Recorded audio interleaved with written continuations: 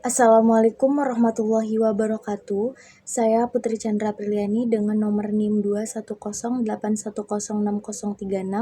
dari kelas Tadris Biologi A. Di sini saya akan menjelaskan terkait elektronik LKPD yang sudah saya buat mengenai uji golongan darah pada materi sistem sirkulasi. ELKPD berbasis model pembelajaran Project Based Learning atau PJBL berbantuan virtual laboratori golongan darah. Baik, adapun petunjuk penggunaan ELKPD yang pertama, mengisi identitas pada lembar ELKPD, yang kedua, membaca petunjuk yang ada pada lembar ELKPD dengan teliti, yang ketiga, baca dan pelajari konsep golongan darah pada materi sistem sirkulasi manusia. Jika informasi yang disampaikan oleh guru kurang jelas, tanyakan kepada guru yang bersangkutan. Yang keempat, lakukan data pengamatan berdasarkan kegiatan yang telah dilakukan. Yang kelima, jawablah pertanyaan yang telah tersedia pada bagian evaluasi. Yang keenam, menuliskan kesimpulan dari kegiatan yang telah dilakukan. Dan yang ketujuh, membuat laporan praktikum dikumpulkan pada pertemuan berikutnya. Selanjutnya yaitu tujuan dari dibuatnya LKPD ini. Yang pertama, peserta didik mampu menentukan golongan darah berdasarkan virtual lab golongan darah. Yang kedua, peserta didik mampu menentukan golongan darah yang cocok untuk transfusi berdasarkan studi kasus melalui virtual lab golongan darah. Yang ketiga, peserta didik mampu menyimpulkan hasil percobaan uji golongan darah pada manusia. Baik, selanjutnya alat yang disiapkan untuk laboratori virtual kali ini yaitu yang pertama handphone atau smartphone, yang kedua internet, dan yang ketiga laboratorium virtual golongan darah. Oke, sekarang kita lanjut ke prosedur kerja virtual laboratori uji golongan darah. Nah, virtual laboratori golongan darah ini merupakan suatu aplikasi yang bisa kalian dapatkan di Play Store. Nah, kalian terlebih dahulu harus mendownload aplikasi virtual laboratori golongan darah. Sebelum melakukan virtual laboratori golongan darah, kalian harus mendownload terlebih dahulu aplikasi virtual laboratori golongan darah pada aplikasi Play Store. Nah, kalau sudah, kalian buka aplikasi virtual laboratori golongan darah.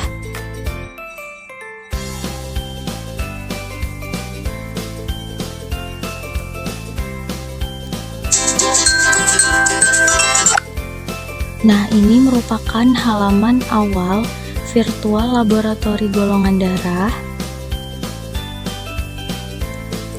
Oke, kalau sudah, kita buka virtual laboratori golongan darah. Nah, di halaman kedua terdapat kompetensi, materi, praktikum, dan evaluasi. Nah, untuk kompetensi dan materi ini sudah tersedia pada elektronik LKPD. Nah, selanjutnya kita akan melakukan praktikum. Jadi kita buka praktikum. Nah, di halaman selanjutnya yaitu terdapat studi kasus. Kalian harus membaca terlebih dahulu studi kasus. Kalau sudah, klik mulai. Nah, di halaman selanjutnya terdapat alat dan bahan yang akan digunakan. Kita klik daftar alat. Nah, daftar alat yang akan digunakan yaitu kaca objek, pipet tetes, dan tusuk gigi. Oke, selanjutnya kita siapkan terlebih dahulu alat yang akan digunakan. Yang pertama, kaca objek, pipet tetes, dan tusuk gigi. Selanjutnya, bahan yang akan digunakan, kita klik bahan. Nah, adapun daftar bahan yang akan digunakan, yang pertama, darah pasien 1 dan 2, yang kedua darah pendonor 1 dan 2, yang ketiga serum anti A, yang keempat serum anti B, yang kelima serum anti AB, dan yang keenam serum anti D. Kita siapkan bahan yang akan digunakan: darah pasien 1, darah pasien 2, darah pendonor 1, darah pendonor 2, serum anti A, serum anti B, serum anti AB, dan serum anti D. alat dan bahan sudah siap, mari kita lanjut menguji darah yang sudah disiapkan. Uji darah pasien 1. Kita klik. Nah, selanjutnya kita masuk ke halaman uji golongan darah pasien 1. Adapun prosedur kerjanya yaitu ambil kaca preparat dan berikan kepada dokter.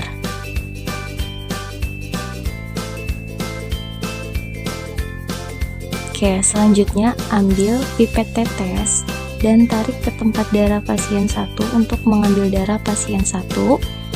Berikan pipet tetes yang berisi darah pasien 1 kepada dokter.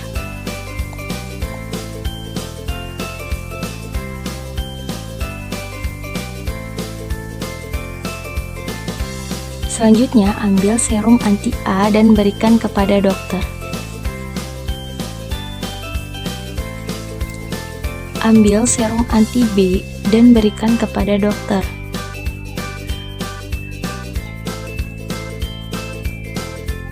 Ambil serum anti-AB dan berikan kepada dokter. Ambil serum anti-D dan berikan kepada dokter.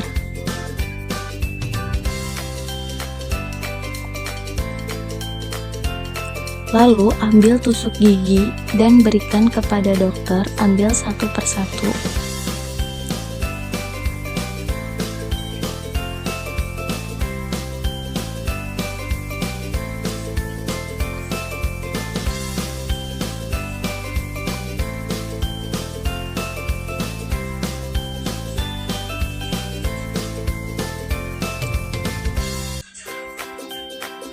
Oke, kalau sudah, kalian perhatikan reaksi darah pasien 1.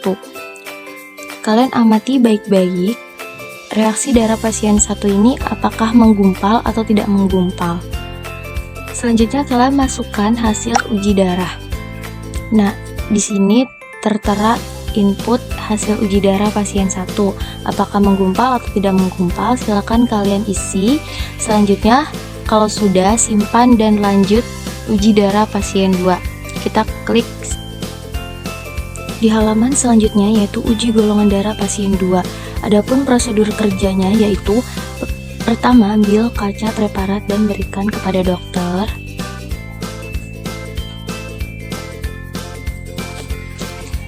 Selanjutnya, ambil pipet tetes dan tarik ke tempat darah pasien 2 untuk mengambil darah pasien 2. Berikan pipet tetes yang berisi darah pasien 2 ini kepada dokter. Jadi prosedur kerja uji golongan darah pasien 2 ini sama seperti uji golongan darah pasien 1. Selanjutnya itu ambil serum anti-A dan berikan kepada dokter. Ambil serum anti-B dan berikan kepada dokter. Ambil serum anti-AB dan berikan kepada dokter.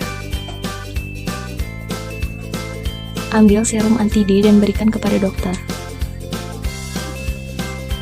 Oke, selanjutnya ambil tusuk gigi dan berikan kepada dokter. Ambil satu persatu.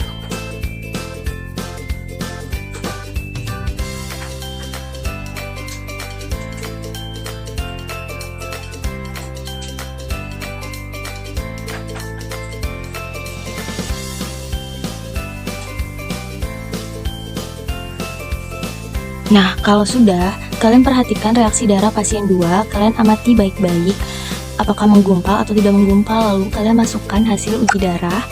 Nah, terdapat menggumpal atau tidak menggumpal, silahkan kalian isi input hasil uji darah pasien 2, lalu klik simpan dan lanjut uji darah pendonor 1.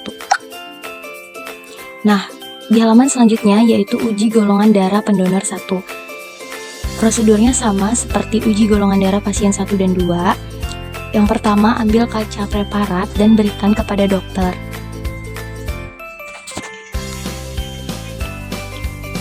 Selanjutnya, ambil pipet tetes dan tarik ke tempat darah pendonor 1 untuk mengambil darah pendonor 1. Dan berikan pipet tetes yang berisi darah pendonor 1 kepada dokter. Oke, selanjutnya ambil serum anti-A dan berikan kepada dokter. Ambil serum anti-B dan berikan kepada dokter. Ambil serum anti-AB dan berikan kepada dokter. Selanjutnya, ambil serum anti-D dan berikan kepada dokter. Lalu, ambil tusuk gigi dan berikan kepada dokter. Ambil satu persatu.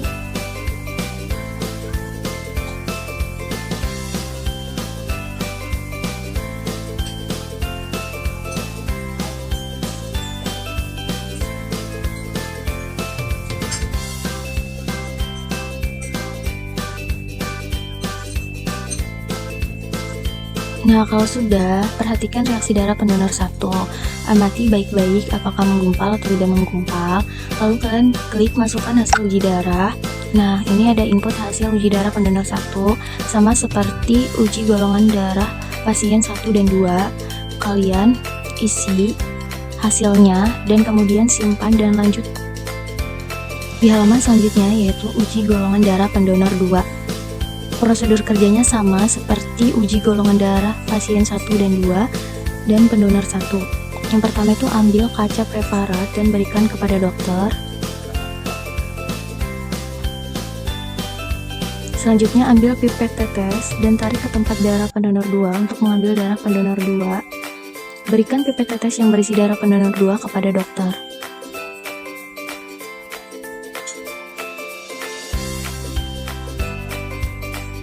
Ambil serum anti-A dan berikan kepada dokter.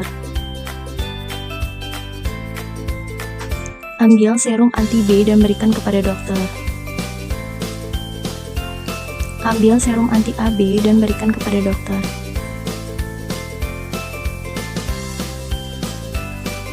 Ambil serum anti-D dan berikan kepada dokter. Selanjutnya, ambil tusuk gigi dan berikan kepada dokter. Ambil satu persatu.